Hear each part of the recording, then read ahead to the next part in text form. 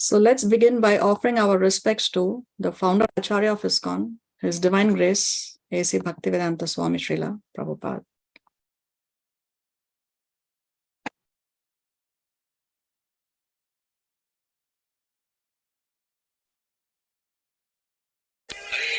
Hare Krishna, Krishna Hare Hare, Hare Ram, Ram Ram.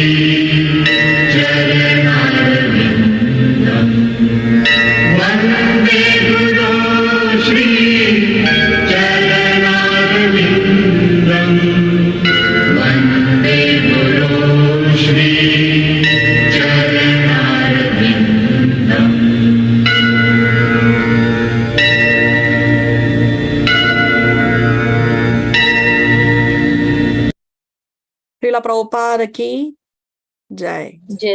Jai. Om Agyana Timirandasya Jnananjana Shalakaya Chakshurunmilitam Yena Tasmai Shri Gurave Namaha.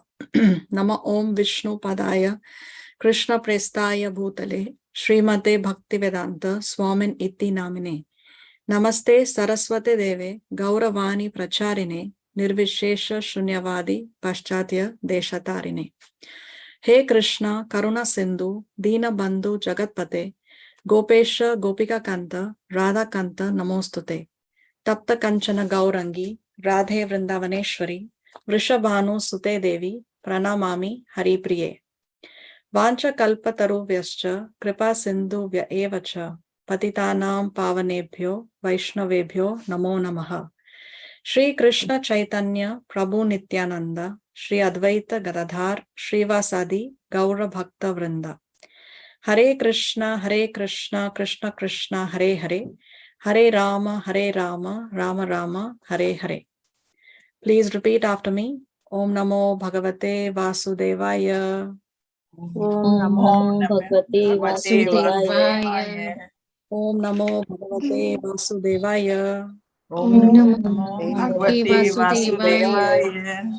Om Namo Bhagavate Vasudevaya. Om Namo Bhagavate Vasudevaya. Okay, so I would like to welcome all of you for our weekly classes.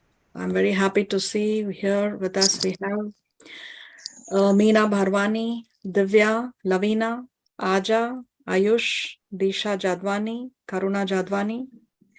Then we have Khushi, Lal Milwani. We have Bhumika. Then we have Venkatchari. We have Neelam, Pavani.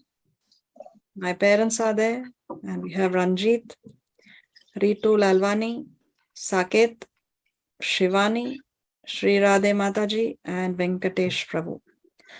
Thank you all very much for being consistent in our classes. Do we have any questions from the previous class? No. No questions? So if there are no questions, then I will ask some questions.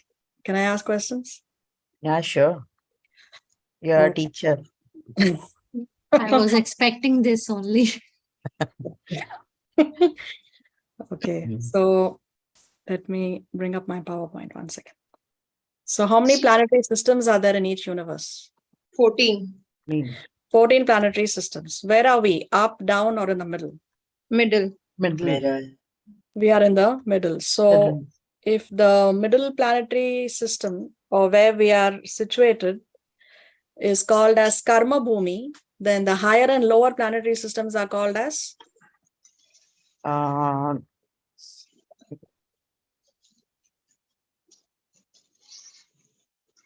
higher is called as Swarga. Devan.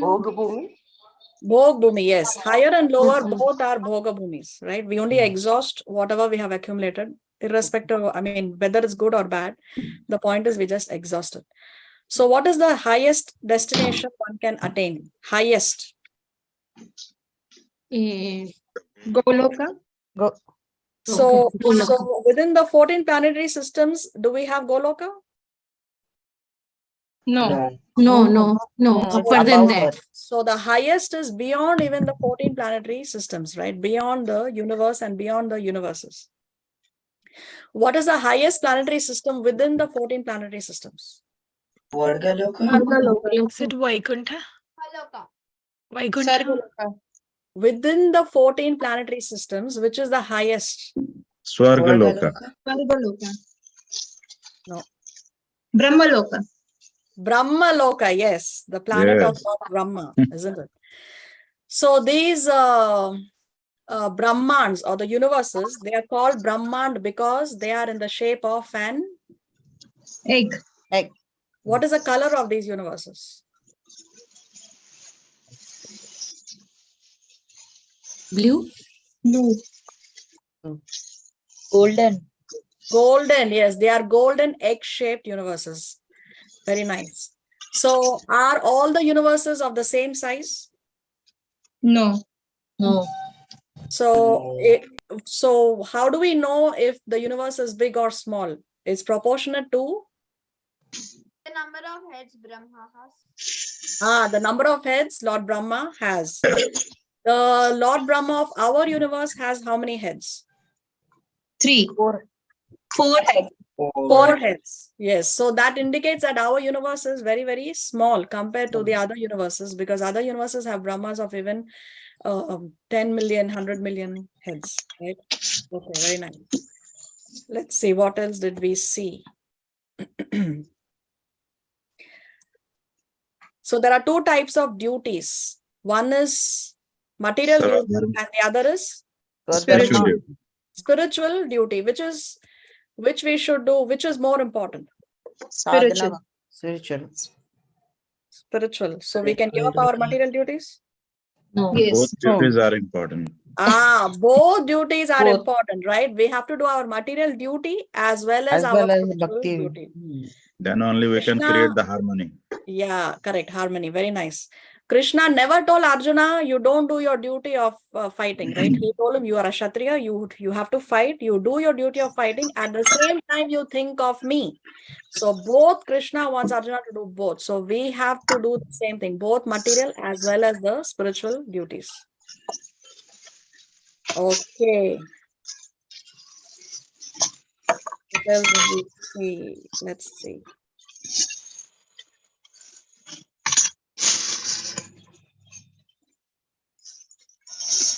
Okay, that's good enough. Let me share the screen here.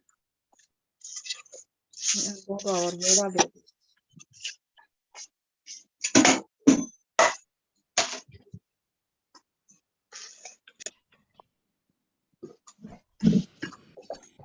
So last class we did verses 31 to 34. We discussed how from verses 11 to 30, right? From verses 11 to 30 of chapter 2, Krishna is speaking on the Jnana platform. He is giving the knowledge of the difference between the body and the soul. So after that, Krishna talks to Arjuna, and when he spoke about the difference between the body and the soul, Krishna was defeating the compassion argument of Arjuna by telling him that the compassion should be for the soul, not for the body. And then from 31 onwards, Krishna begins to defeat Arjuna's enjoyment argument. And we discussed how enjoyment is one of the less noble reasons of Arjuna for not fighting. And therefore, Krishna here, he's talking on the material platform, because he's talking about going to the heavenly planets. So going to the heavenly planets is still a material destination. Going to still material destination because it is still the material world, right? So because Arjuna's reason is a less noble reason, therefore Krishna is now talking about a material destination. Of course, going to the heavenly planets is not the highest destination. We discussed how we don't want to become Swargavasi, we want to become Golokvasi or Vaikuntha Vasi. And from 31 onwards, we discussed how Krishna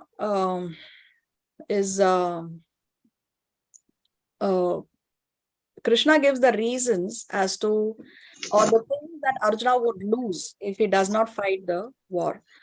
So the first thing that he mentioned here is in 33, he mentions that he will incur sins, right? So the first loss for Arjuna is that he will incur sins. And the second loss for Arjuna is that he will be dishonored and he will become infamous. So Krishna says that dishonor is worse than death. So if Arjuna is going to run away from the battlefield, he will be dishonored, and Krishna says that that is worse than death. So it's better that Arjuna fights the war, and even if death occurs to him on the battlefield, it's better that he dies on the battlefield than running away and being dishonored, because that will be a worse situation than even death on the battlefield for Arjuna.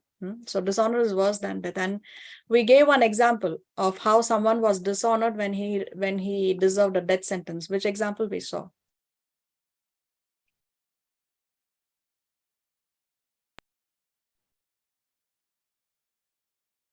An example from the Mahabharata. Yeah, they remove the hair from the head, They keep some hair. I forgot his name. Correct. Who remembers the name? It starts with a J. Jayadratha. Jayadratha, yes, very nice. So Jayadratha deserved death sentence because he tried to kidnap Draupadi, but he was spared death sentence because he is the husband of Dushala, the sister of Duryodhan. So they just shaved off his head and they left 5 tufts of hair. So they dishonored him, and that is considered to be worse than death. Okay, so today we will see from verse 35 onwards, and we'll see the third reason, the third thing that Arjuna will lose by not fighting this war. Okay. Who can read today? Somebody who has not read so far in our classes would like to read? I can read. Okay, Disha. Thank you. Where do we, 1 second.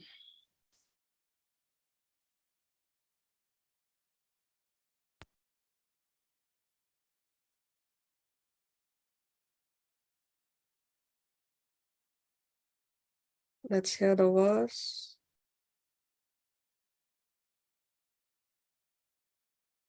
भयाद्रणादुपरतं मंस्यन्ते त्वां महारथाः येषां च त्वं बहुमतो भूत्वा यास्यसि लाघवम्. The great generals who have highly esteemed your name and fame will think that you have left the battlefield out of fear only, and thus they will consider you insignificant. So see, in 34, Krishna said that you will be dishonored, and 35, Krishna is explaining as to why Arjuna would be dishonored. Why? Because Krishna says that all these great warriors will think that you have left the battlefield out of fear. They are not going to think that you have left the battlefield out of compassion, out of because you have some noble reasons not to fight. They will only think that you have left the battlefield out of fear. So he will be dishonored like this. See, Arjuna has accumulated a lot of honor and prestige in his lifetime up till this point, and even later, because he has done some extraordinary things. Like he went to the heavenly planets in the very same body, right? Usually one has to do extraordinary punya, and after death the soul can go to the heavenly planets. But Arjuna, in the very same body, he had gone to the heavenly planets. He had very efficiently fought a war with Lord Shiva. And he was the one who won the Swayamvar of Draupadi. And he was the one who went around to accumulate wealth for his brother Yudhishthir for the yagya.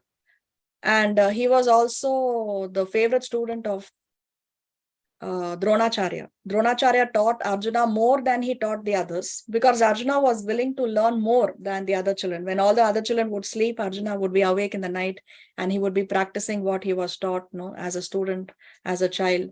So Arjuna has done some, he has attained some extraordinary, he has earned a very nice name for himself. So what Krishna is saying, that all that you will lose all your honor that you have accumulated so far, and generals will think that you have left the battlefield out of fear, and thus they will consider you insignificant, Krishna is saying. See, in the field of psychology, this is called as attributional error. One second. Here. What is attributional error is, people will judge an activity for somebody else. Okay, how do I explain this? Let's see this here. If I do something that reflects on my personality and it is a positive personality, but if somebody else does it, and if it is positive, it is because the circumstances were in his favor. On the other hand, if I do something and the outcome is negative, it's because the circumstances were not in my favor. But if somebody else does something and the outcome is negative, it reflects on the person's personality.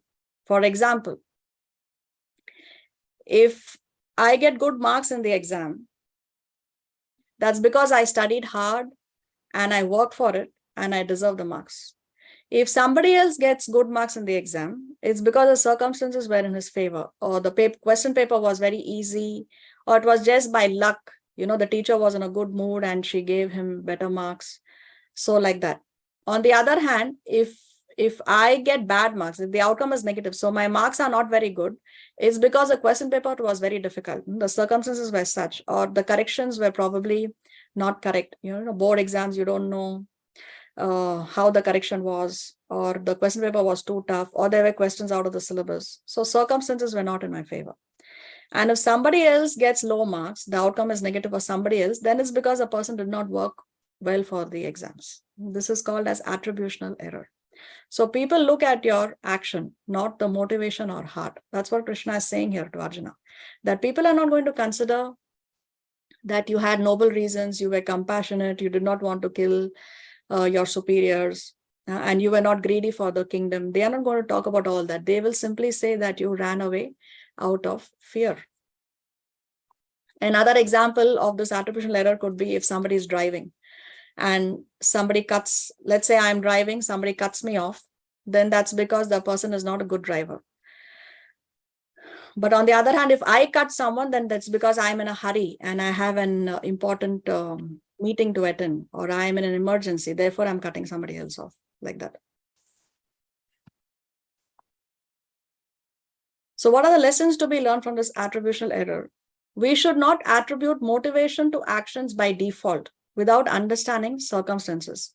Learn to give benefit of doubt to the others. So if somebody else is behaving in a certain manner and is not getting a positive result, is getting a negative result, then we should learn to give the benefit of doubt to the others. On the other hand, our action should be exemplary. When we behave unusually, we have to explain why we are acting in a particular way. So if in our case, if we are doing something that we are not supposed to do, then we need to explain ourselves. And most of the time, we should try our best to set a good example, especially if one is a devotee, and one is representing the guru, one is representing the disciplic succession, one is preaching, one is teaching, then one should behave in such a way that people do not blame us for something. Now, Krishna is talking about Arjuna, of people blaming Arjuna of running away out of fear, leaving the battlefield out of fear. Now, we have to understand the difference between running away from a problem and walking away from a problem. For example, this person here is walking away from a problem, but this ostrich here is running away from a problem. Now, there may be some situations which we come across in our life where it's not important to get involved and waste our time and energy and effort in something trivial, something not important. It's better we focus more on our spiritual lives. So that time we take a decision to walk away from a problem. For example, if we are going to work and we see on the way there is an argument between two people, are we going to stop and get into that matter and try to resolve the issue between two people as to why the argument is going on? Say something is something trivial, like I was first in the line and then she came in between, something very trivial. So intelligence is to not get involved in unnecessary issues, and it's better to focus our energy on a more important task on hand. In this case, the person has to go to work. If he's going to get involved in a trivial problem of some argument between two people, it's better to focus more on reaching your workplace on time. Right. So there will be situations where we should make an intelligent choice of not getting involved and better focus on our spiritual life.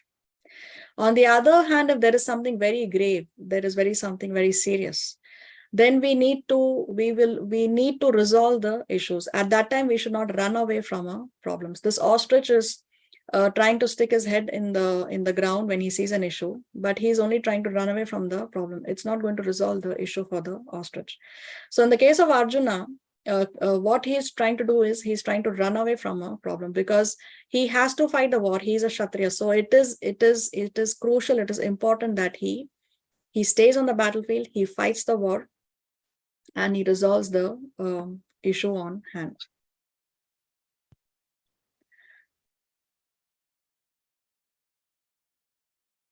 Can you read this, Disha?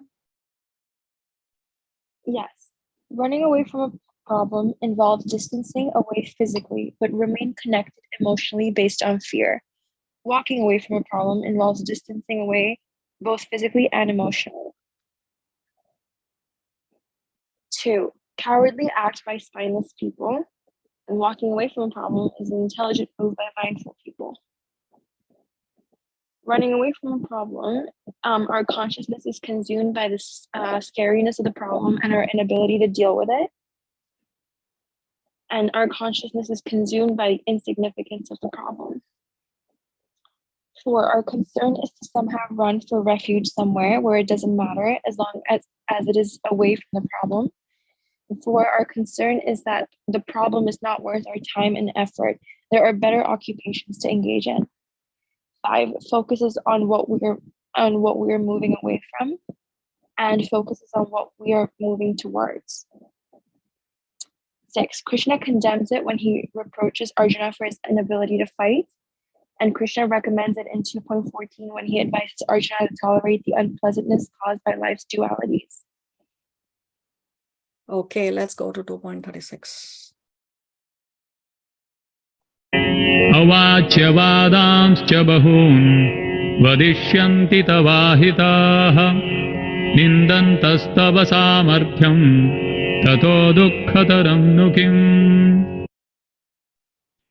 Your enemies will describe you in many unkind words and scorn your ability. What could be more painful for you? So this is the third loss for Arjuna if he doesn't fight the war, that the enemies will describe him in unkind words and scorn his abilities. We just discussed, no, the abilities, the extraordinary abilities of Arjuna. So Krishna is saying that they will scorn your ability, they will ridicule you, they will make fun of you. So Krishna is saying that this would be very, very painful. We discussed in the previous class how words are more painful than a physical, emotional pain is more painful than a physical pain. Rods can break bones, but harsh words can break the hearts. And what is more painful is when somebody speaks to you in a harsh manner. That's why we discussed how the greater number of suicides are due to emotional pain and not due to physical pain.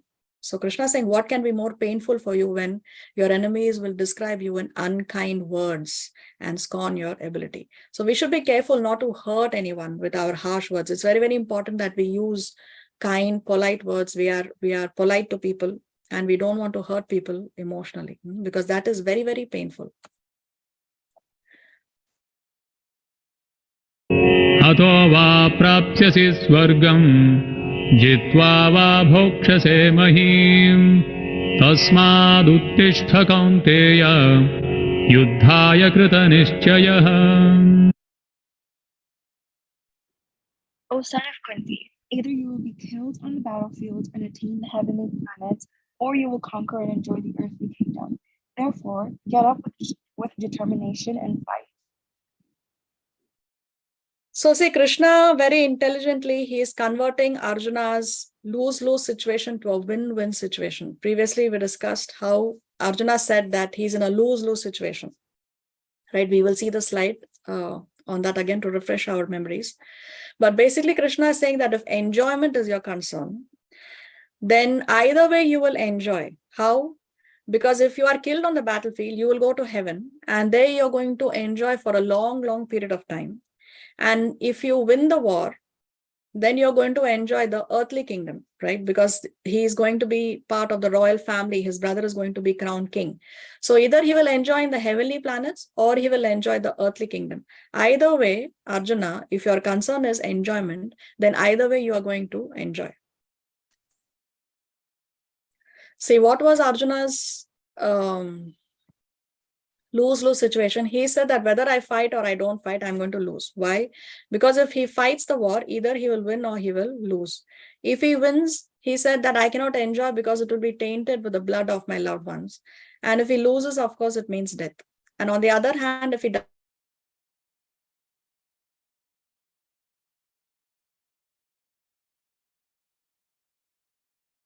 does not fight, the things that Krishna has mentioned. But Krishna very intelligent.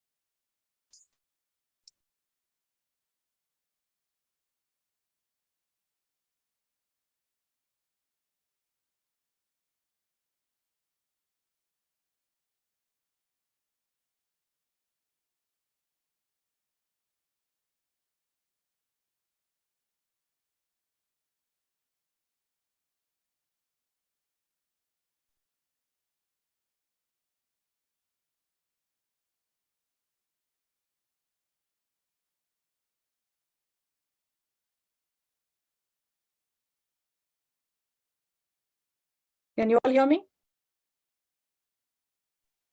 Okay. Yes. Yes. Yeah. Yes. You all heard, because I don't know when I got disconnected, at which point. In first only. Okay. So what we have here on our screen is what we call as a yoga ladder. Now below, this is not even a ladder, sinful life, where one does not follow any regulative principles. Even the last, Yeah, please, if you could go even the to last slide we didn't hear. Exactly. Yeah, one? previous Yeah. slide. This is the one. Yeah, this one. This one. Exactly. Yeah. that's Oh, one. okay.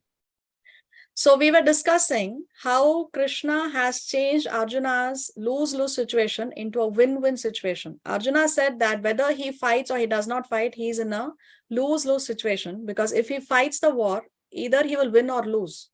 Now, if he wins, he said that he cannot enjoy because it is going to be tainted with the blood of his superiors, his loved ones. And if he loses the war, of course, it means death. And on the other hand, if he does not fight the war, he will have to live by begging. He cannot be promoted to the higher planets. And all those other things that Krishna said, no, that he will become infamous, he will be ridiculed, all those things. So Arjuna said that he's in a lose-lose situation. But in this verse, Krishna very intelligently converts the lose-lose situation into a win-win situation, where Krishna says that if you win, you will live and you can enjoy this earthly kingdom, because you're going to be a part of the royal family. And if you lose, you will die, but then upon death you will attain the heavenly planets, where he is going to enjoy unlimitedly for an extended period of time. So Krishna has converted the lose-lose situation of Arjuna to a win-win situation in this verse. Now we need to discuss the yoga ladder. The yoga ladder begins here at Karma Kanda. So below that is sinful life, where most human population is situated, right? Living more or less like an animal. We discussed how if we follow the 4 regulative principles of no meat eating, no intoxication, no illicit sex, and no gambling, only then we are on the level of being a human being, because a human being is supposed to follow these 4 rules. But if one is not following these 4 rules, then one is more or less like an animal. He is no better than or you can say that he's a 2-legged sophisticated animal, just because he is probably eating in a 5-star hotel, he's sleeping on a lavish bed in his room, he's engaging in relationships with the person of the opposite gender in the privacy of his room, and the animal is doing all this on the road, right? So he's more sophisticated, but he's only a sophisticated 2-legged animal, because the activities are animalistic. So when we follow these 4 regular principles, that raises us to the level of being a human being, first of all. So here, the yoga ladder begins with Karma Kanda. Karma Kanda, we discussed in the previous class, is material religiosity, where we engage in some religious activities, but we expect something in return from the Lord. We are not engaging in those activities out of love for the Lord. For example, if I go to a temple and I pray to the Lord and I say that, okay, if my disease is cured, then I will feed 100 brahmanas. That's very nice that you want to feed 100 brahmanas, but the feeding of 100 brahmanas is because I want the Lord to fulfill my desire. So that is called as karma kanda, or material religiosity, out of love for the Lord. So in this section where Krishna has spoken about Arjuna attaining the heavenly planets is at the Karma Kanda level, because the goal is to attain heavenly planets. You fight the war so that you can attain the heavenly planets. So Karma Kanda is on the material level. Beyond Karma Kanda, then we have the different yoga systems. We have Karma Yoga, Jnana Yoga, Dhyana Yoga, and Bhakti Yoga. We will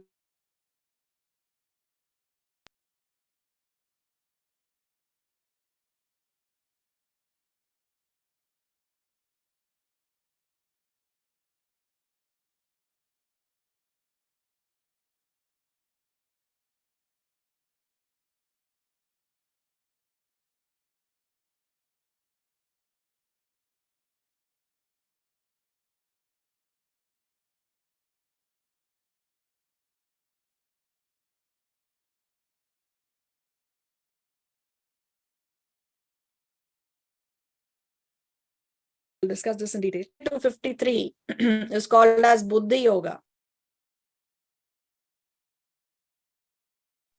Mami, we couldn't hear the previous one also.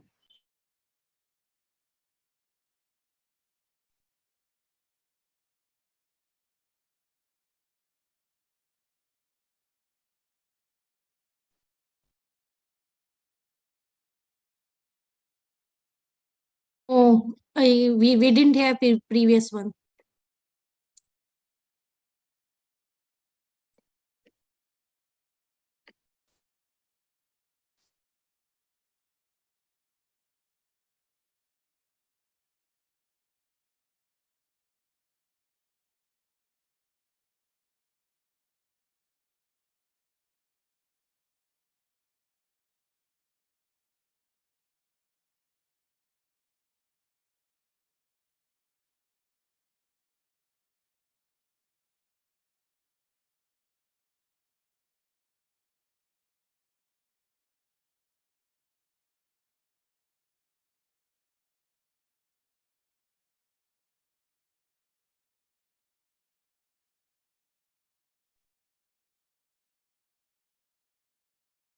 Can you all hear me now? Now, yes. Yes. Yes. The internet is very unstable today somehow. So you are not able to hear any of this yoga ladder? No, till Karma Kanda, yes. Okay, so Karma Kanda, I was discussing that there is no word called Karma Kanda Yoga. Did you hear that? Yeah. Okay, so that's what I said last. Okay, so after this, we will see Karma Yoga, Jnana Yoga, Dhyana Yoga, and Bhakti Yoga. But there is no word called Karma Kanda Yoga because the word yoga means to unite with the Lord. And when we engage in these other yoga systems, there is some devotion in the heart. And therefore, we have the word yoga there. Some desire to be one with the Lord is there. But in Karma Kanda, there is no desire to be one with the Lord. The religiosity is practiced only because there is a material desire in the heart. Okay. So now we come to the next section called Buddhi Yoga. See, as we discussed from 2.11 to 2.30, Krishna spoke knowledge, jnana, about the difference between the body and the soul. And then Krishna spoke from 31 up to what we previously 37 about doing your duty, karma, do your work. Krishna tells Arjuna that you're a Kshatriya, so there is no better engagement for you than to fight, right? But now he's going to combine karma and jnana together, which is you do your duty with the knowledge that you are not the body, you are spirit soul. So when you do your duty with this knowledge that you are not the body but spirit soul, then you have the understanding that you are an eternal servant of the Lord, because the soul is an eternal servant of the Lord. So when you do your duty with this understanding that you are only a servant, you are not the controller, then you are detached from the fruit of your work. Then we learn detachment. So when we learn detachment, we go higher in the yoga ladder. As we progress in the as we progress higher and higher in the yoga ladder, the detachment increases. We are more and more detached, and we are less attached, if we have to say. Let's go to the next verse. Sukha dukhe same kritva labhalabhau jaya jayo tato yudhaya yujyasva naivam papam avapsyasi. Do thou fight for the sake of fighting, without considering happiness or distress, loss or gain, victory or defeat, and by so doing you shall never incur sin. So from here, from this verse up to verse 53, Krishna is going to counter Arjuna's third argument, which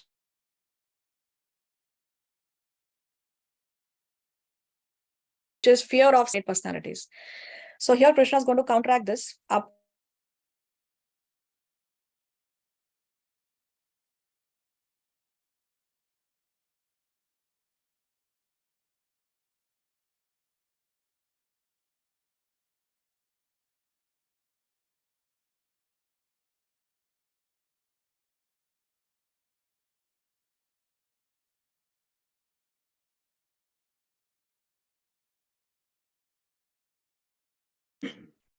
Mataji, your internet is not stable.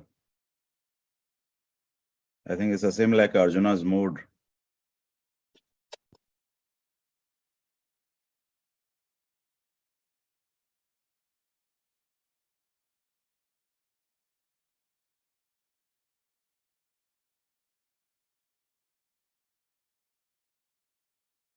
You are mute, Mataji. Okay. Can you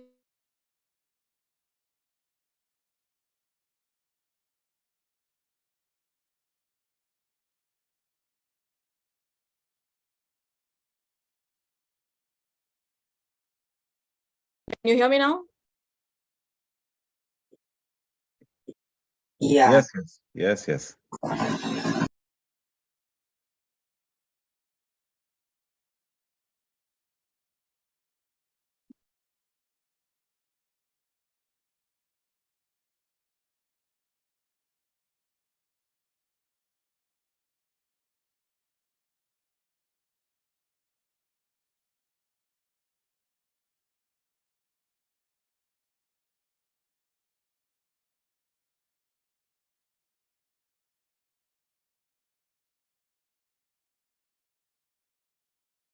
I couldn't hear anything. Yeah, it is.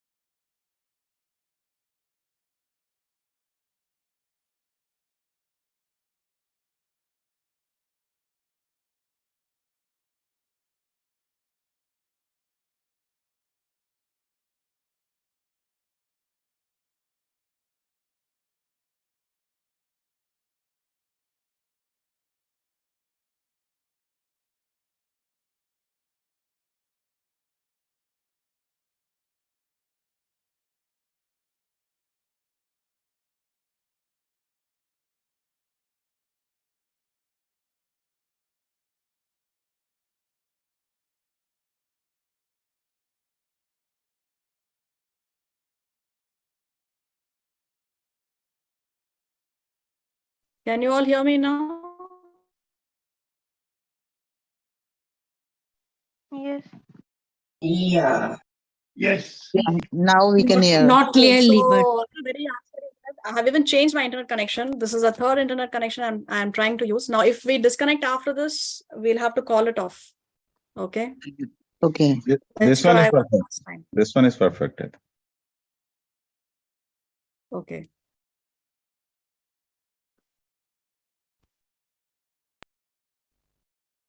So, did you hear this? no. We are on No. 2, right? Yeah, but we didn't hear, I guess. Okay. So here Krishna is saying that you don't worry about incurring sinful reaction. You never incur sinful reaction if you do not consider these three things. What are they? Sukha Dukha, Labha Alabha, Jaya and Ajaya. Sukha Dukha, happiness and distress. Labha Alabha, profit and loss. Jaya Ajaya, victory and defeat. So you do not consider all these things, which means you do not be attached to the results. Don't be concerned about whether there is going to be profit or loss fighting this war. Don't be considered whether you'll victory or defeat by fighting this war. So don't be attached to the results of the war. If you fight with this consciousness, with this mentality, then you will never incur any sin, Krishna is saying. Okay. See here, we have a split up. From 11 to 30 was Jnana Yoga, not identifying with the body. So here Krishna is differentiating between the body and the soul. 31 to 37, Krishna spoke about Karma Kanda, ritualistic activities. So because here Krishna spoke about attaining heaven. So heaven is still a material pleasure. So 31 to 37, Krishna spoke about Karma Kanda, or attaining material pleasures, attaining the heavenly planets. Now 38, Krishna is saying that you fight the war without considering happiness, distress, loss or gain, victory or defeat. By doing that, you will not incur any sin. So what has Krishna deleted in verse 38? He has deleted the fruitive concept. Here also you fight the war because you're a Kshatriya. Here also you fight the war for the sake of fighting, you're a Kshatriya, fight the war.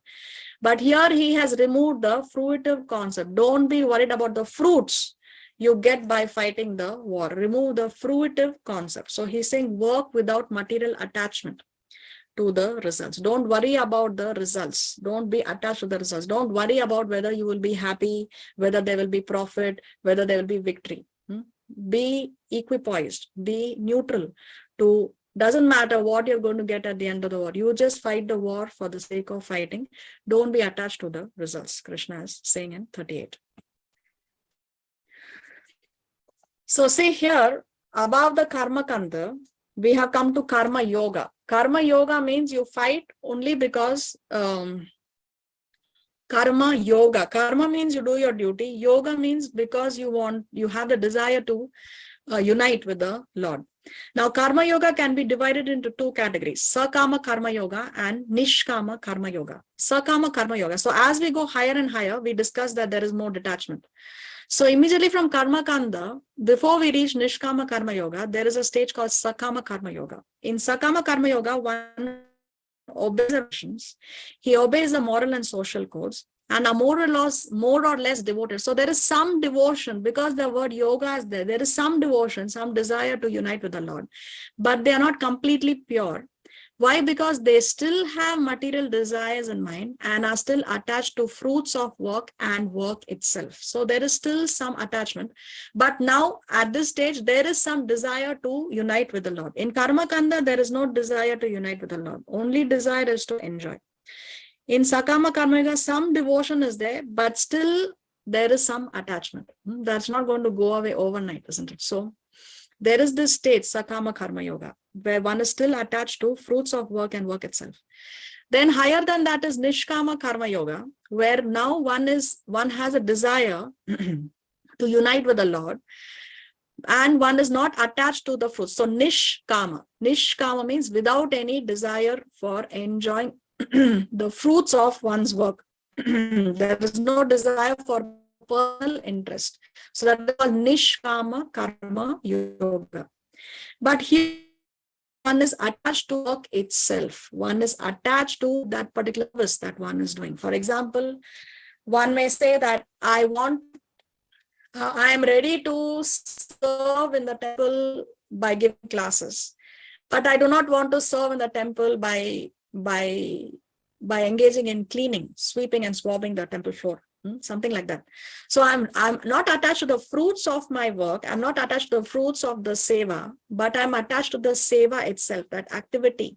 So I'm not ready to clean the bathroom in the temple, but I'm ready to give a Bhagavad. But actually on the spiritual platform does not, both are equally dear to Krishna. Let's go to the next verse. Echa te bhita sankhye buddhir-yoge tvimam shrunu buddhya yukto yaya partha karma bandham prahasyasi. Thus far, I have described this knowledge to you through analytical study. Now listen as I explain it in terms of working without fruitive results. O son of Pritha, when you act in such knowledge, you can free yourself from the bondage of works.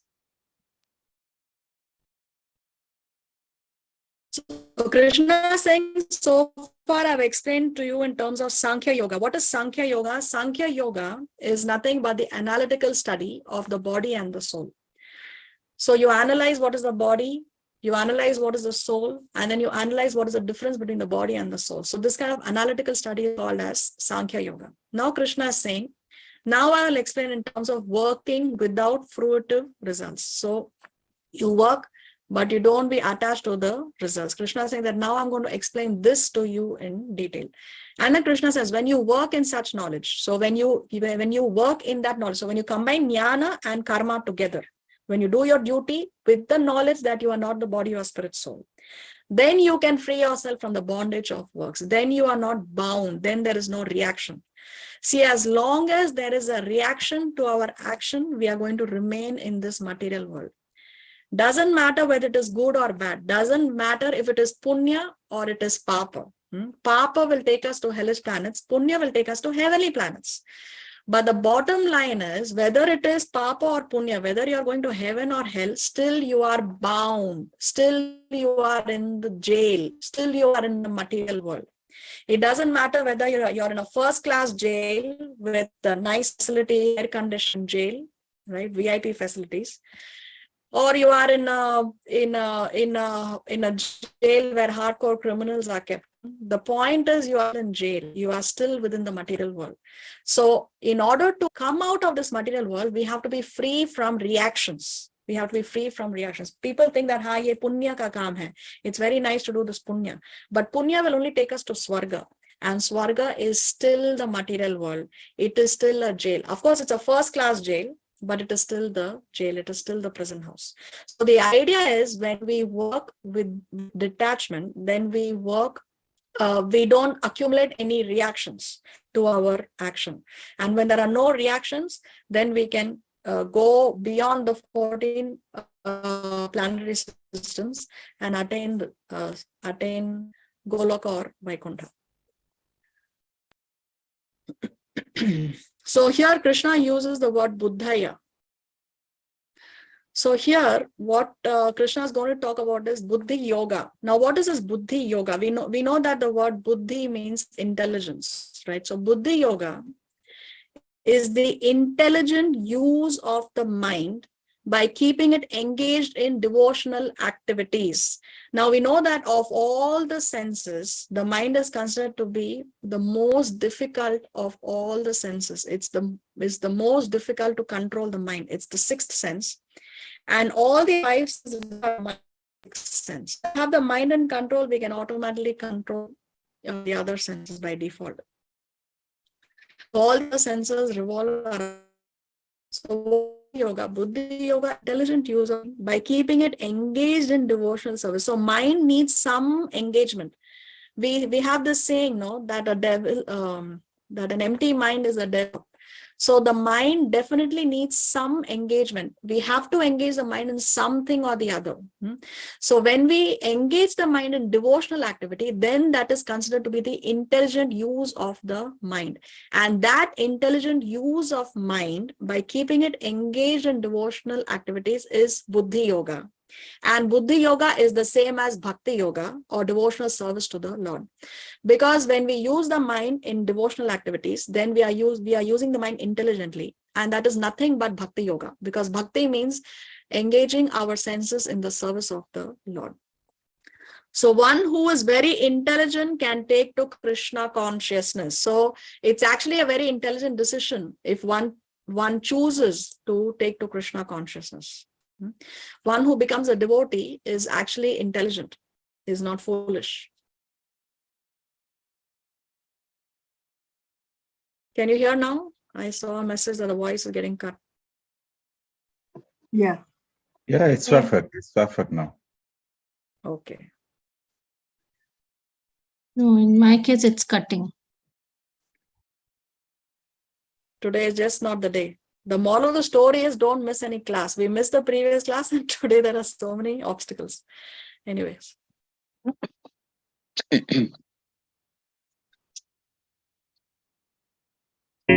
नेहाभिक्रमनाशोऽस्ति प्रत्यवायो न विद्यते स्वल्पमप्यस्य धर्मस्य त्रायते Mahato भयान्. In this endeavor, there is no loss or diminution, and a little advancement on this path can protect one from the most dangerous type of fear. So here Krishna is talking about the glories of Buddhi Yoga or the glories of Bhakti Yoga. So what is Krishna saying in this endeavor? There is no loss or diminution. There is nothing to lose or there's nothing that's going to reduce when we engage in Buddhi Yoga or we engage in Bhakti Yoga. Why? Because any devotional activity that we do is going to last eternally for us. It's not like our material bank balance, right? Material calculation is whatever you have accumulated in terms of fame or beauty or wealth, everything is going to be reduced to zero at the time of death. In the next lifetime, we have to again start from scratch. We have to again start from zero, right? We may be very highly qualified, have a lot of degrees, educational qualifications, or we may be very rich. But in the next lifetime, again, we have to start studying from the nursery. Again, we have to start earning our first money, right? Our first salary.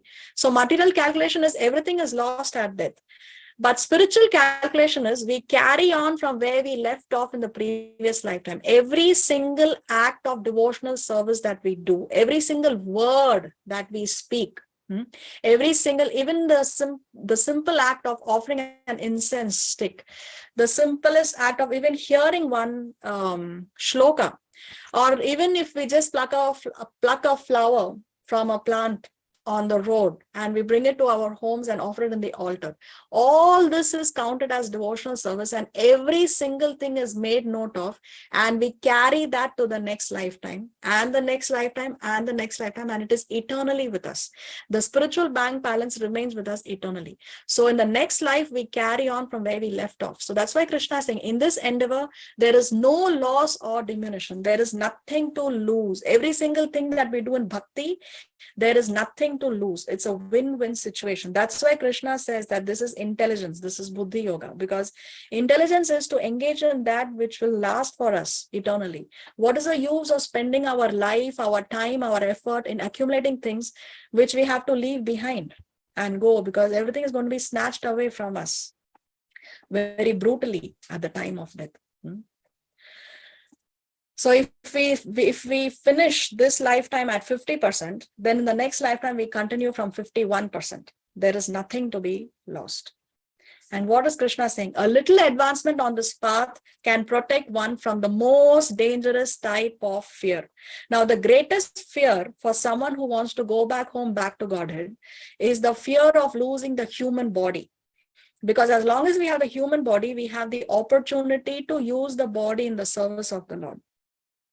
But if we lose the human body and we are in an animal's body or bird's body or tree's body, then we don't have that kind of opportunity to engage in devotional practices. So therefore, a little advancement on this path. So if we even begin our bhakti, our devotional practices in this lifetime, then at least human life will be guaranteed. So then it will protect us from the dangerous type of fear of losing this human body, because human life, bhakti in this lifetime. Next lifetime, we have to continue from where we left off. Obviously, we need a human body to carry on our devotional practices in the next lifetime. So for that, at least human life will be guaranteed for us in the next lifetime. So even if we, of course, our goal is to finish our business in this lifetime itself. We don't want to wait for more lifetimes to go back home, back to Godhead. We want to do it in this lifetime itself. But God forbid, if by chance, even after practicing bhakti to a certain extent, we are not able to go the full way, we are not able to attain 100%. But because we started off in this lifetime, human life will be guaranteed in the next life. See this picture.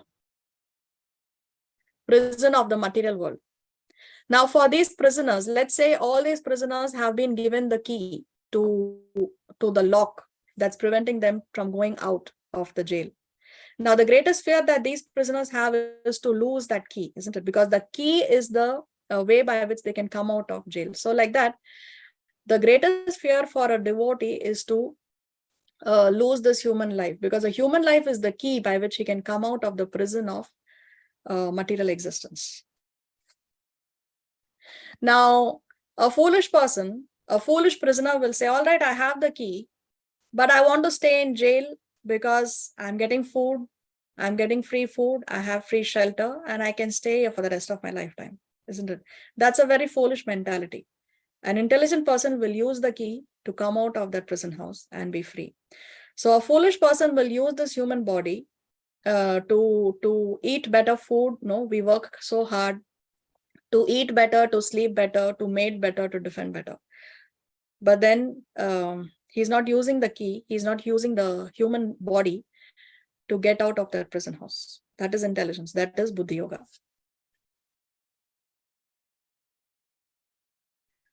This material world is a prison house.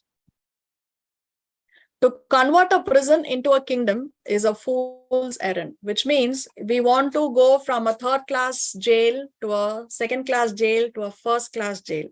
We can have nice VIP facilities in jail, but that is foolish mentality.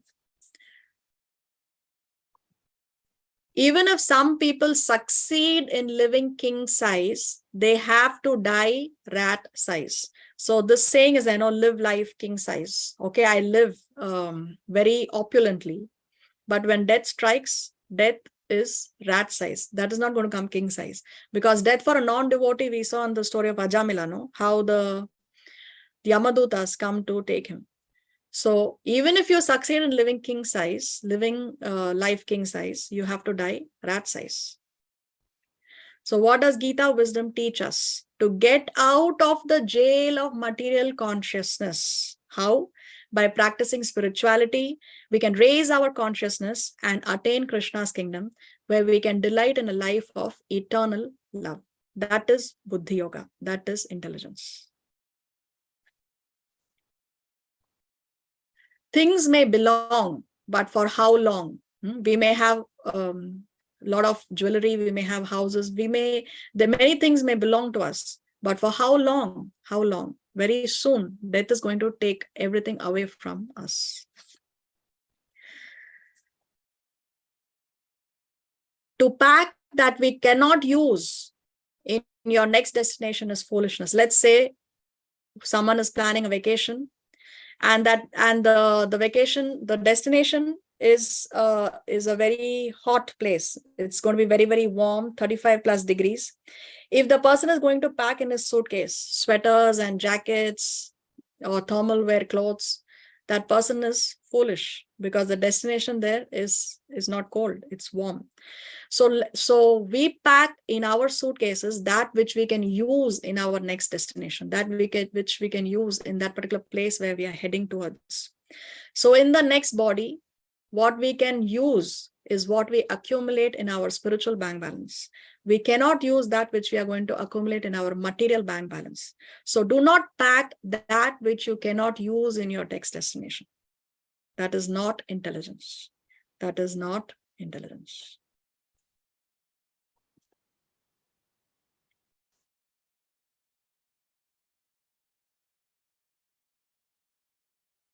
व्यवसायात्मिका बुद्धिर् एकेह कुरु नन्दन बहुशाखा ह्यनन्ताश्च बुद्धयो व्यवसायिनाम्.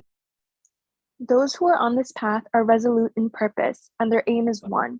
O beloved child of the Kurus, the intelligence of those who are irresolute is many-branched. See, in previous verse, Krishna spoke about the characteristics of Buddhi Yoga, where he said that there is no loss or diminution, there is nothing to lose. And here he's talking about what is the quality that we need to possess for engaging in Buddhi Yoga. So what is Krishna saying? He's here talking about determination, one-minded focus. So what is he saying? He's using the word Vyavasayatmika Buddhi. What does Vyavasaya mean?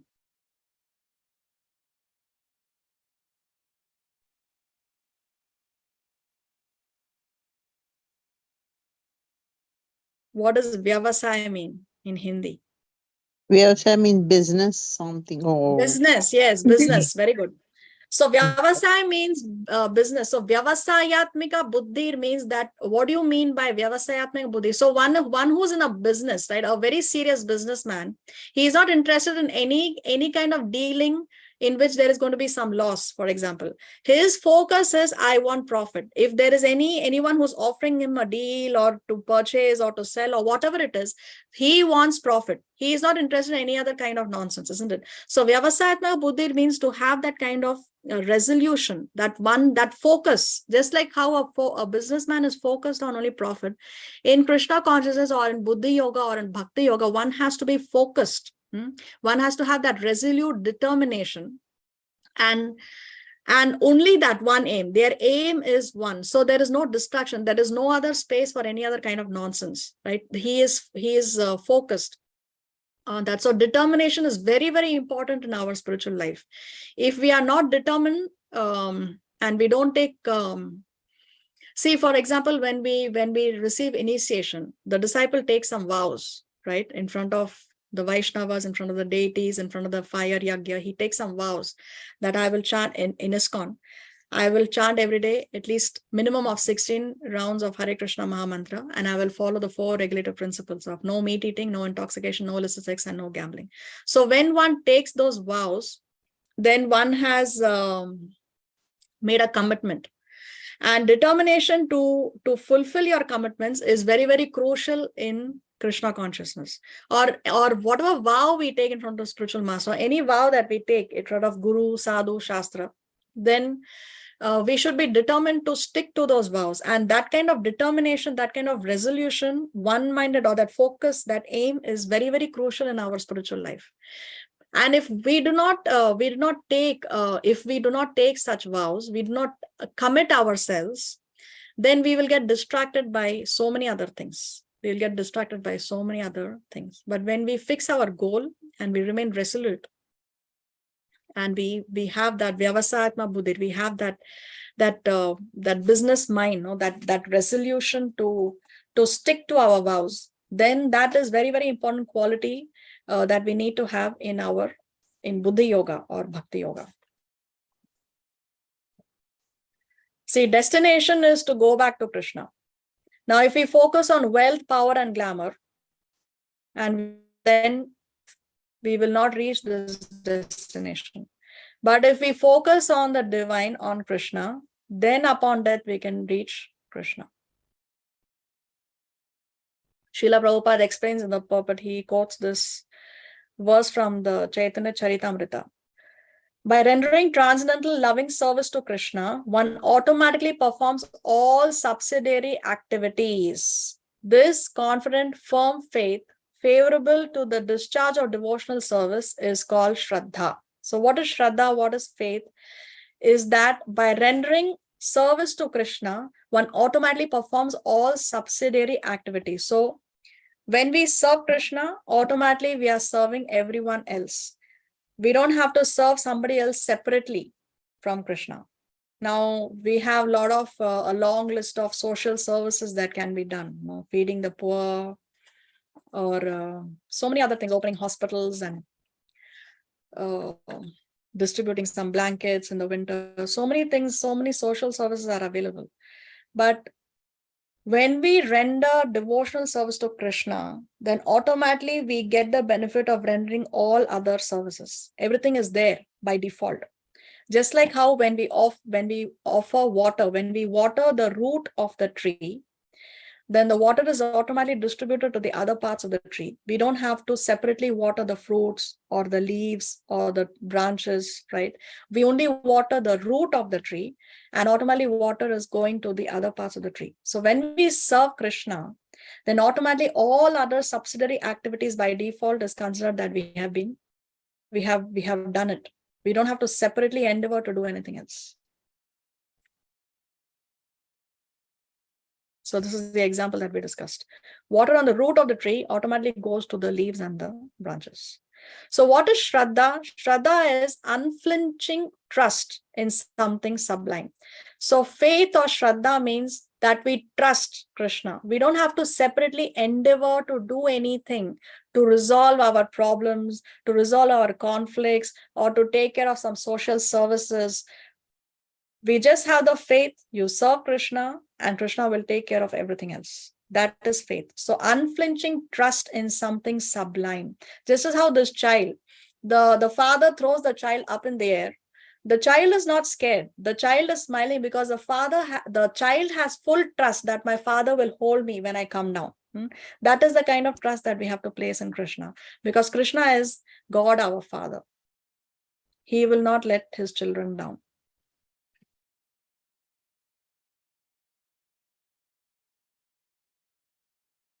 So Kapila Muni, he's one of the 12 Mahajans, and he's the Supreme Personality of Godhead. And he is speaking to his mother Devahuti. And he says, this is from the Srimad Bhagavatam, Canto 3, Chapter 33, verse number 7. If you go to your Veda base, you go to this particular Canto 3, verse 33. Canto 3, Chapter 33, verse 7. You can read it yourself. And you can also read the entire chapter if you like. So, Devahuti is saying this to Kapila Muni. She is talking to her son, and she's saying, how glorious are they whose tongues are chanting your holy name? Because Kapila Muni is the Supreme Personality of Godhead, And she's saying that how glorious are those tongues who are chanting your holy name. Even if born in the families of dog eaters, such persons are worshipable. So we were discussing the previous class, no? If one is a Shudra, but if he elevates himself to a higher status because of his guna and karma, because of his qualities and because of his work, then that person can elevate himself and he's highly respectable. So she's saying that even if somebody is born in the family of dog eaters, but if that person is chanting your holy name, then such a person is worshipable. Persons who chant the holy name of your lordship must have executed all kinds of austerities and fire sacrifices and achieved all the good manners of the Aryans. So if you just chant the holy name, it means by default that you have done all kinds of austerities. You have already done all kinds of yagyas, and you already have all the good manners or the good natures of the Aryans, of the devotees by default. Just by chanting the holy name, it is considered that you have done all the yagyas, you have done all kinds of tapasya, you've done all kinds of austerities. Everything is done by default. You don't have to separately do anything. Okay. To be chanting the holy name of your lordship, they must have bathed at holy places of pilgrimage, studied the Vedas, and fulfilled everything required. So if you are just chanting the holy name, that means you have already taken a bath in all the holy places of pilgrimage, in all the dhams. You have studied all the Vedas, and everything else that is required, everything is done, considered to be done by default. No need to separately do that. Such is the potency of chanting the holy name.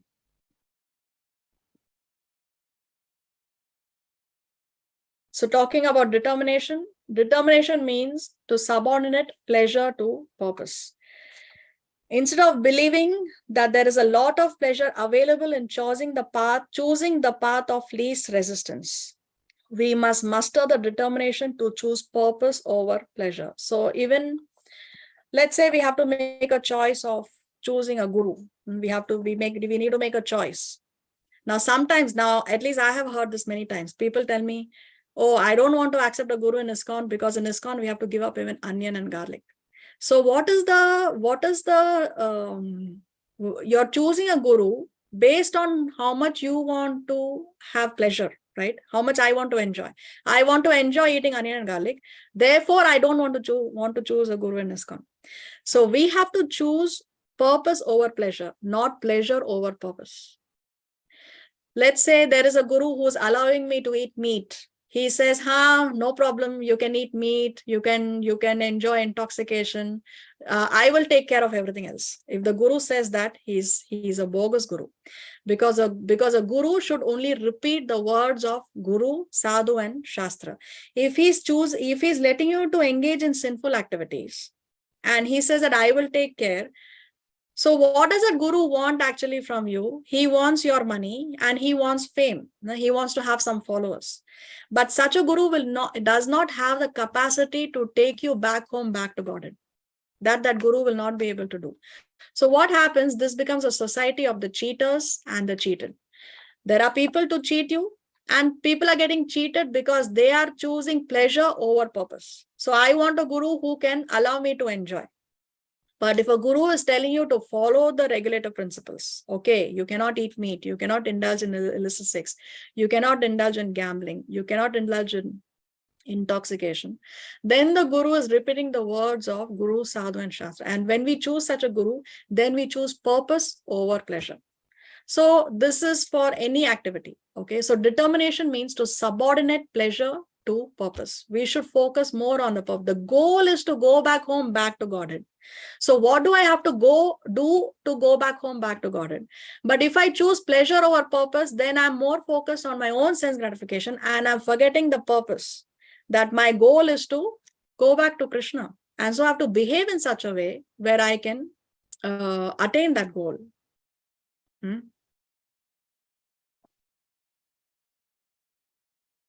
So this is a story of Haridas Thakur. Haridas Thakur appears in Chaitanya Leela. And Haridas Thakur had taken the vow to everyday chant 300,000 names of God. That is 64 into 3 number of rounds. And he had taken this vow every day to chant these number of rounds. So he was determined and he was focused that every day I have to chant my stipulated number of rounds, no matter what. Now he was tested twice. Once a prostitute approached him, and the other time Maya Devi herself, okay, Maya Devi herself has approached him. And both the instances, they told Haridas Thakur that we want to enjoy with you. Very, very beautiful. And the temptation had come in front of Haridas Thakur. And Haridas Thakur, because he's a devotee, he's a Vaishnava, he also has compassion in his heart. So he did not just act rude and send her away. What did he tell the prostitute or even Maya Devi? He told that, okay, I can fulfill your desire, but first I want to finish the number of rounds, because I've taken a vow to chant 300,000 names of the Lord every day. You sit here, you wait for me. As soon as I finish my rounds, I will fulfill your desire. I will unite with you. So the prostitute sat down, Maya Devi sat down, and Haridas Thakur was chanting his rounds. What happens, as he was chanting, the whole night passed and he had not yet finished his stipulated number of rounds. And then it was sunrise. So then he told the prostitute that I was not able to fulfill, finished my number of rounds. So you please come back later. Later I will fulfill your desire. Now it's already daytime. So then she comes back, and then again he tells her the same thing, that, oh, you please wait till I finish the number of rounds.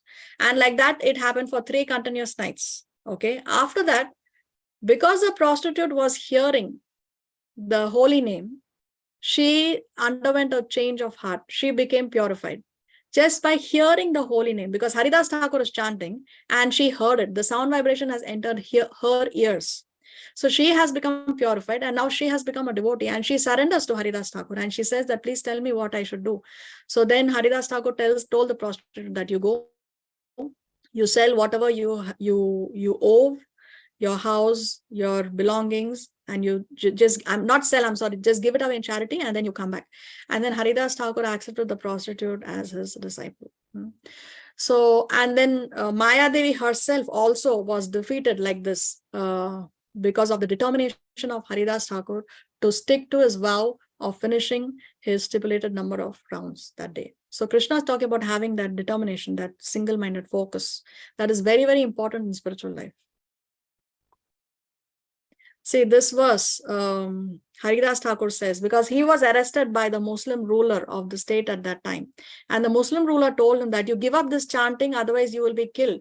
And that time Haridas Thakur tells him that Khanda Khanda Hai Deha Yaya Yadi Prana. Even if you cut my body into pieces and I give up my life, then Tabu Ami Vadane Na Chadi Harinama. Even then I will never stop chanting Lord Hari's holy name. So see the determination of Haridas Thakur to always chant his rounds, to always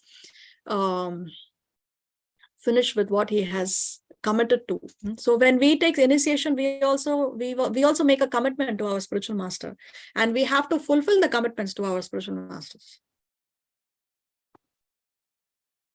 So see, Prabhupada wrote in a letter to one of his disciples, chant 16 rounds and no power in all 3 worlds will make you fall down. Krishna will save you always. So those who are committed to nothing are distracted by everything. When we don't take that commitment, when we don't take those vows, when we don't take initiation, when we don't accept a guru, then we are easily distracted by everything. That's why Krishna is talking about Vyavasayatmika Buddhir. A business that is more serious than business. When we accept a guru, we follow the regulatory principles and we follow the instructions of the guru. That is a business that is more serious than business. We'll stop here. We'll continue the next class if Krishna so sanctions. Srila Prabhupada ki jai. Jai. Hare Krishna, Ji. Thank you. Hare Krishna. Thank you.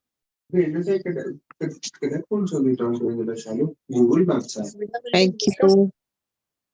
Thank you. You're welcome.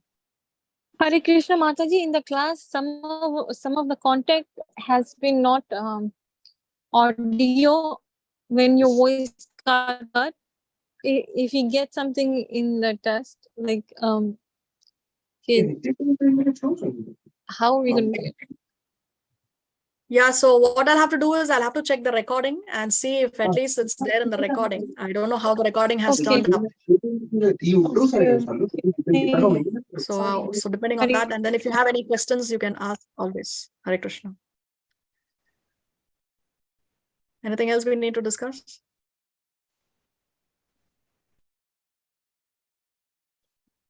Well, Hare Krishna, the ladder which we were talking about, it still has to be completed, no? Because we are on the third part, isn't it? I didn't understand. I'm sorry, the first half of what you spoke got cut. I couldn't get it. The ladder of Karma Yoga, Buddhi Yoga. The ladder. No, we will still continue. We have just seen so far, we saw sinful activities, we saw karma kanda, we saw sakama karma yoga and nishkama karma yoga. We will complete the ladder as we further progress in the chapter. Okay, yeah, that's what I wanted to say. Thank you. Okay, you're welcome.